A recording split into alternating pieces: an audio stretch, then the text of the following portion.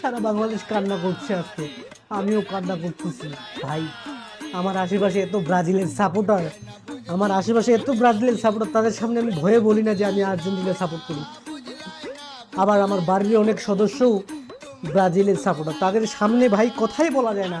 ওদের যে এক একটা মানে কি বলবো, এক একটা ডায়লগ যদি আপনি শুনেন মাথাটা নষ্ট হয়ে যায়। তারপর আমি কোনো রকম ঝগড়াঝাটি করি না।